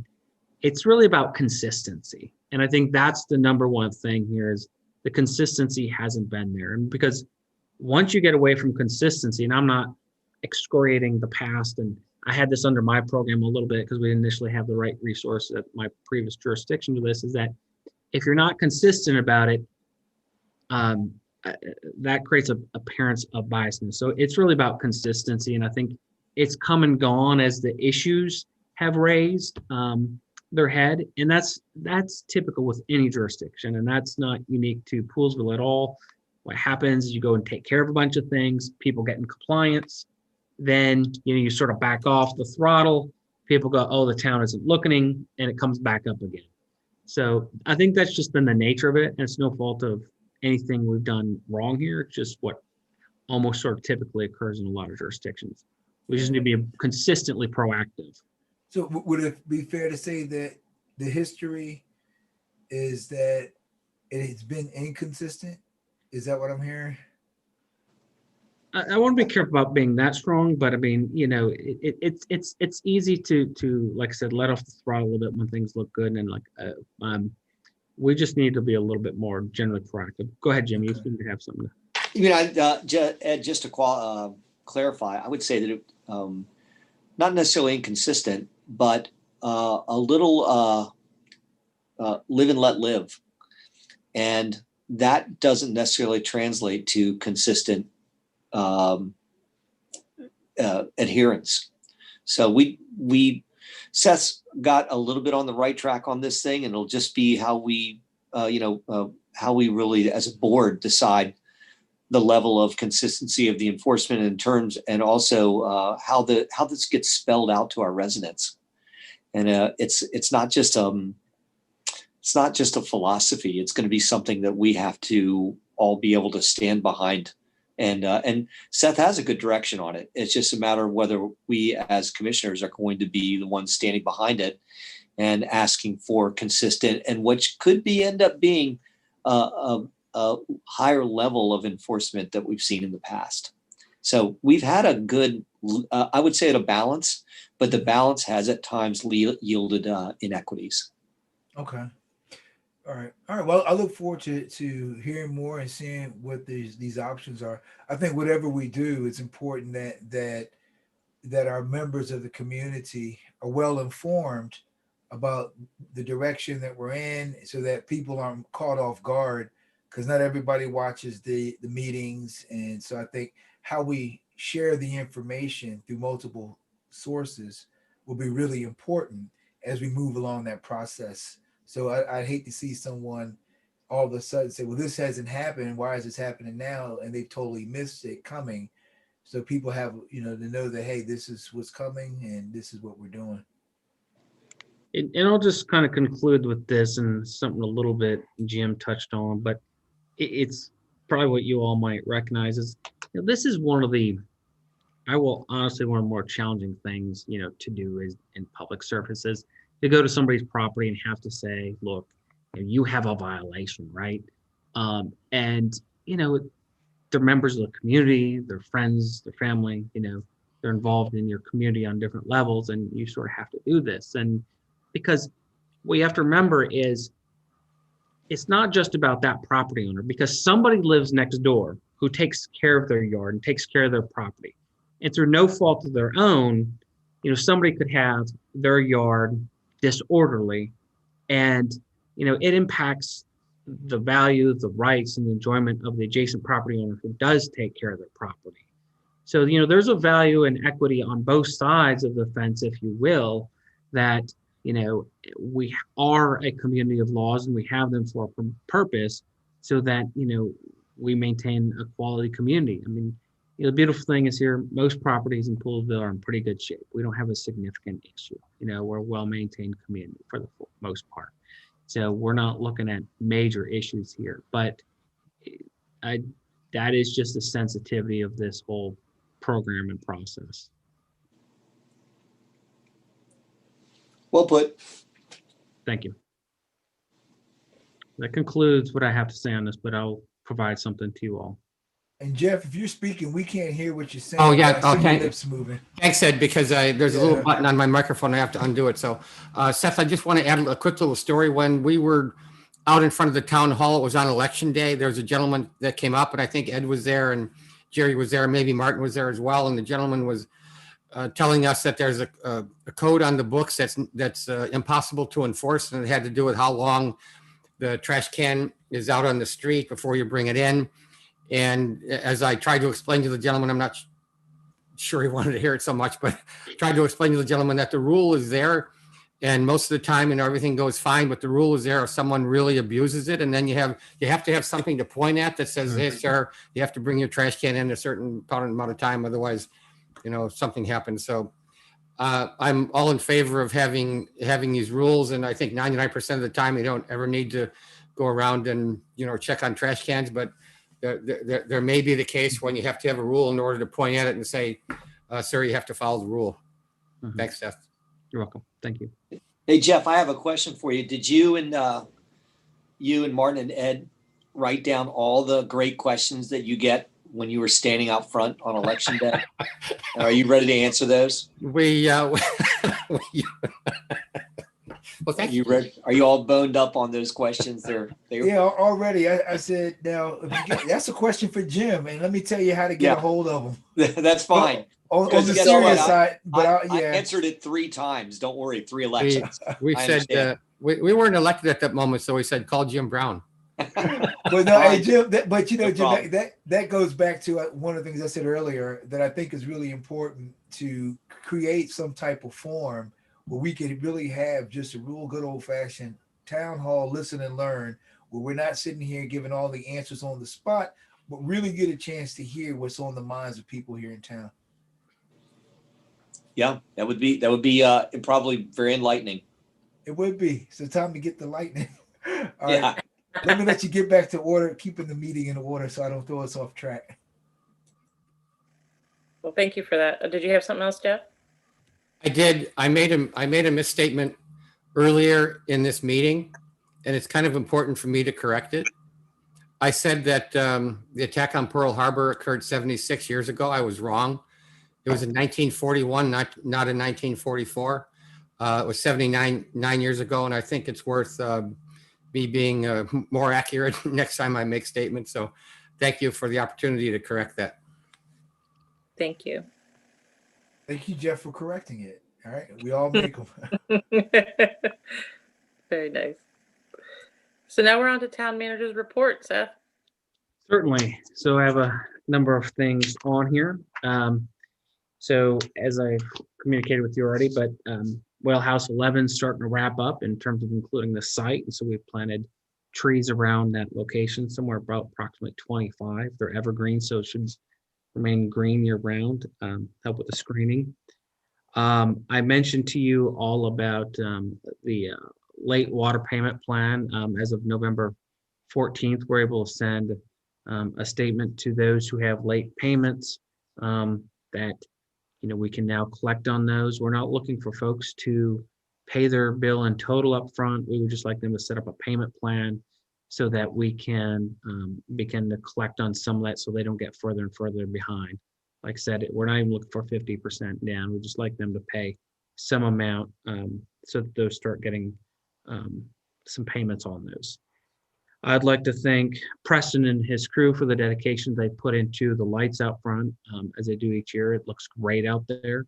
It's really wonderful. And we encourage people also to submit letters to Santa. The mailbox is there. That's through December 15th. And then the ornaments, we still want folks to put ornaments on the tree that's inside Santa's workshop. That's been going well. I'm pleased to see that. One of the things that is pretty exciting is the Helmos restrooms. I would like to thank Bobby for some of the work she did on submitting a grant to the state, which ended up getting us awarded $82,500 to help replace the restrooms at Helmos. We have to put a match in of about $27,500, which will be easy because we figure this will be about $120,000 replacement cost. And we already have $20,000 set aside for this project. Probably in a couple months, we'll get an RFP together, submit that out, get some bids in, and start working that. It's an older facility, as you all know. We might use the Elgin facility as a model. That one is well enjoyed by the community, and this quality of construction is well enjoyed by the staff in terms of repair and maintenance. capabilities, which was a problem with this one. The historic gateway signage, I've contacted Heritage Montgomery regarding that signage and grant opportunities that we could maybe use in the Fisher Avenue streetscape plan. There are a location, at least on the White's Ferry end of Fisher Avenue, where it talks about some gateway signage, sort of almost a little bit monument style. I know there is one there by Stony Springs, but these are supposed to be a little bit closer to the road, almost pillar-like. That may be an opportunity just as a consideration, but we probably should think about other quadrants as you come into the historic core for that signage. We've got our Tree City USA recertification in. The items that will be on the December 16th Planning Commission agenda item on the agenda. So the Willard property will be coming in, as noted by Mr. Radigan. The Bricken property, which is located at the corner of Westerly and Willard, will also be coming in. Both those are concept plans, sketch plans. And then Mr. Gary Hartz, if you're familiar with him, he has a one lot division on Fisher Avenue. So Planning Commission is going to be a full night on the 16th at 7 p.m. And that's what's on there. The final thing that I need to conclude with you all is a tour of the wastewater treatment plant and the well houses. And I know Jeff wanted to see the water tower over by the high school. Ideally for my staff, daytime would work best. I know you all have busy schedules, so I'm not sure what would work for you all in terms of that, but I know you wanted to go ahead and schedule sometime here in the not too distant future for this. I don't know if you're ready to do that now, what you'd like to do. Considering the time of year, we might want to think about a inclement weather date, backup date, but if you're I'll say Fridays are good for me. okay, Fridays. And Seth, is there a time frame that's more optimal that doesn't interfere with the people who are working in those spaces? Sure, I would, to me, it seems like if we started maybe around noon, because they all take lunch from 11 to noon, so that's a kind of problem area, and then they leave at 3, and I'd want to allocate, about 2 hours, 2.25 hours at least for the tour. Then depends on the question. So if we allot 2.5 hours, if we start at a noon, that's fine as well. But they could do morning. They would adjust and work for us that way. Yeah, it might be a nice opportunity to get to interact with staff a little bit too, because when I was out there recently with the Leadership Montgomery group, Matt Haga gave us a nice tour, and it was kind of great. Yeah, Seth, I think if we could just consult with the team that's doing the work as well, and as you're looking at dates, and just as long as it doesn't significantly impact what they're already doing, I think that piece is. I like to just make sure that they're part of the discussion. Yeah, absolutely. In terms of what they're doing, and not that okay, here come the commissioners wanting a tour, and they got work they're trying to do. So I think if we could find a healthy balance of this would They be definitely, great. they definitely preferred business hours, so that's good. I think Okay. what I'll do is I'll tie down a few Fridays that work for them, make sure that they're here, and then I don't know if you've ever seen it, but I'll send out a doodle poll, which you just kind of click the boxes and whatever the most common hits are, that becomes our Friday. So it sounds like at least we have a day, which is helpful, and I also have a commitment that business hours would work for the commission as well. Those are kind of two key elements, so I can get the rest nailed down. Okay. Then are you done with your town manager's report, Seth? Yes, that concludes. Just a couple quick things with regard to that. The signage that you were talking about, I know we voted on this. So I believe we voted on this a while ago, 6 months, 8 months ago. And I think what we decided was there's a particular brand of sign that Sarah Rogers from Heritage Montgomery recommended. And I think that if we use that sign, Heritage Montgomery would pay for half of it or something like that. And I think we had decided we were going to have them, I think 4 of them coming into town both ways. Maybe it was 3. but Okay. like just the, sort of the standard state signs that the other people Mhm. use. I'll communicate with her and see what we can kind of. The other thing I was going to say too is sort of reiterate what you said about the commons look great, the streetlights look great. Preston's doing a great job. Thanks to Bobby for helping get that grant. And the town manager, the Friday town manager report that you send us, the weekly update, is actually, I knew it was going to be helpful, but it's actually much more helpful than I anticipated. I really appreciate that. It's helpful. Certainly. So thank you. You're welcome.